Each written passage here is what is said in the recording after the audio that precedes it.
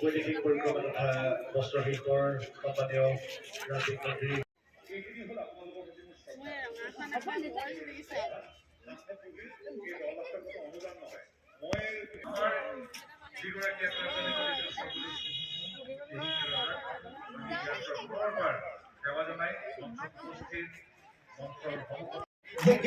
ব্যক্তি আছে সেই ব্যক্তি এটা ভোজৰ দৰে এটা পৰিৱেশ কৰি পেলাই বাখৰ ভেঙাজোপাৰ পৰিষ্কাৰ হৈছো।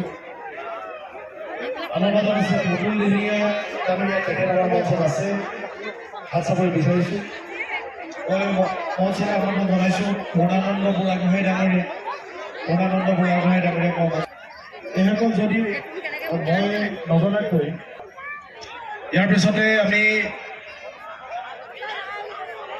এগৰাকী বিশেষভাৱে আজি আমাৰ মাজত উপস্থিত আছে। আমি বিশেষভাৱে আজিৰ অনুষ্ঠানলৈ আদৰণি জনাইছোঁ এলিস্মিতা কোঁৱৰ সুদক্ষ খেলুৱৈ, তেখেতক আগবঢ়াই দিবলৈ আমাৰ কৰ্মকৰ্তাসকলক অনুৰোধ জনাইছোঁ। কৰ্মকৰ্তাসকল যদি আমাৰ মঞ্চৰ কাষত আছে মই সকলোকে আহিবলৈ অনুৰোধ জনাইছোঁ, যিহেতু আমাৰ সভাখন চলি আছে। সভাখন চলি থকা অৱস্থাত আমাৰ কৰ্মকৰ্তাসকল যাতে আঁতৰলৈ নাযায় মই সকলোকে অনুৰোধ জনাইছোঁ।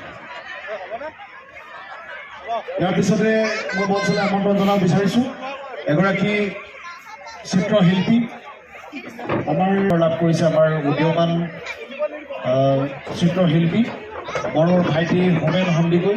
হোমেন সন্দিকৈ বিশেষভাৱে তেখেতক আমি আদৰণি জনাওঁ। এয়া হৈছে ভৱিষ্যত জীৱনত আৰু একোজ আগবাঢ়ি যাব পৰাকৈ আমি অকণমান ৰাইজৰ আশীৰ্বাদ তেওঁলোকৰ লগত আছে, আমি তেওঁলোকক আন্তৰিক অভিনন্দন জনাইছোঁ।